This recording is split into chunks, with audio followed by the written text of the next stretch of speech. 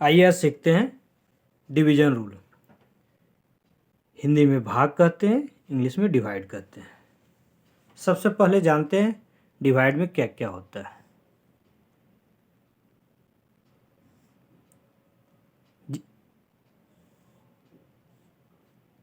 जिससे डिवाइड करते हैं उसे कहते हैं डिवाइजर। हिंदी में इसे कहते हैं भाजक। भाजक जिसको डिवाइड करते हैं उसे कहते हैं डिविडेंड।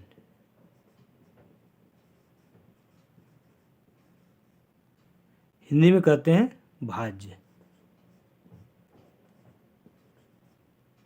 भाज्य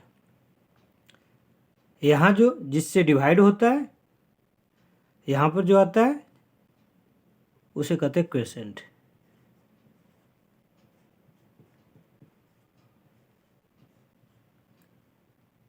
ठीक है, इसे हिंदी में कहते हैं भागफल।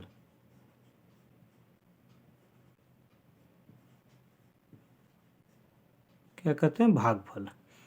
कोई डिजिट से यहाँ लगा, फाइनली जो यहाँ पर बचता है उसे कहते हैं रिमाइंडर।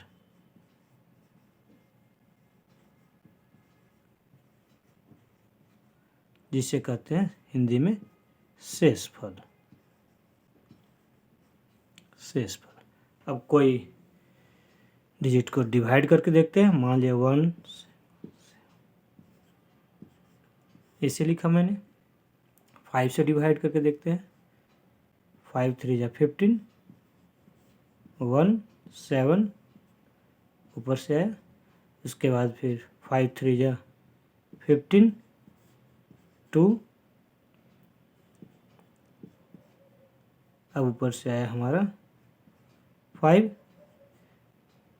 5 जा 25 दोनों। फिर ऊपर से आया 7, 5 1 जा 5, रिमाइंडर हो गया। ये हमारा हो गया रिमाइंडर। इसको क्या कहेंगे? रिमाइंडर। क्या कहेंगे? रिमाइंडर। इसे क्या कहेंगे? इसे हम बोलेंगे क्वेसेंट। इसे क्या कहेंगे? इसे हम कहेंगे, इसको कहेंगे डिविडेंड। और इसे हम कहेंगे, हमें क्या कहेंगे? डिवाइजर। अब आता है रूल की बात। नेक्स्ट अब एक और डिवाइड देखते हैं। हाँ, ये इतना तो कर लिया। अब इसे चेक कैसे करें क्या मैंने जो बनाया है ये सही है? तो इसका एक फॉर्मूला होता है, dividend equal to divisor multiply quiescent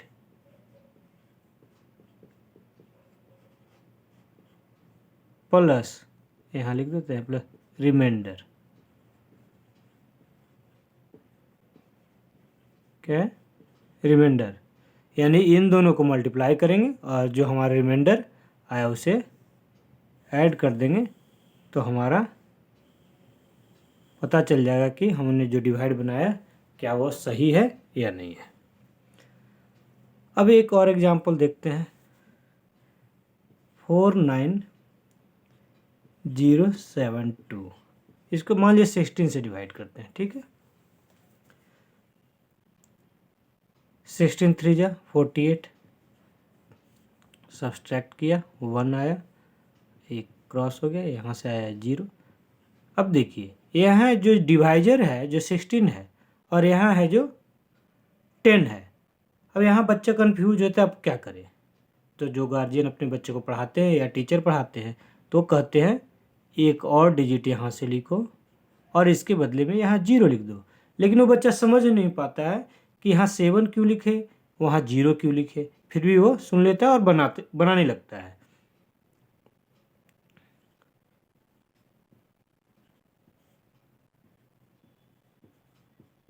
लेकिन वो कंफ्यूज हमेशा रहता ही है।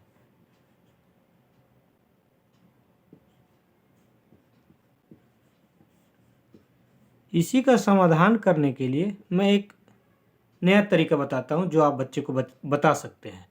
जैसे मैंने बताया आप बच्चे को बताएंगे क्या, किसी डिजिट में मान लीजिए 2 है और उसमें 0 से मल्टीप्लाई करेंगे तो 0 होगा। मान लिया 26 है, उसमें भी 0 से मल्टीप्लाई करें तो 0 होगा। हमें ये बच्चे को बताना होगा कि किसी डिजिट में अगर 0 से हम मल्टीप्लाई करेंगे तो जो हमारा प्रोडक्ट आएगा वो 0 होगा। अब देखिए इसी को अपना करके इसे हम बनाते हैं, बच्चे को समझने में बहुत आसानी होगी। 16 से डिवाइड किया, सेम लिखता हूँ 49072। अब देखते हैं 16 3 जा 48, ठीक है, 1 आया, यहाँ 0 है। अब क्या करेंगे, हम क्या करेंगे, 0 से करेंगे, मल्टीप्लाई इसको करेंगे, 0 से डिवाइड करेंगे। तो 16 में 0 से मल्टीप्लाई करेंगे तो क्या होगा, 0 आ जाएगा। अब ये सब्सट्रैक्ट करेंगे तो 7 लिखा जाएगा। अब ऊपर से आ गया 7, फिर इसी के जैसा चल देंगे।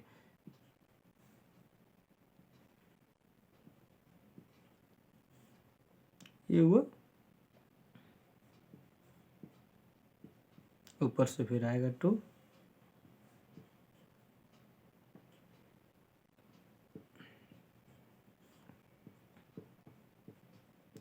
अब ये बच्चा आराम से समझ जाएगा।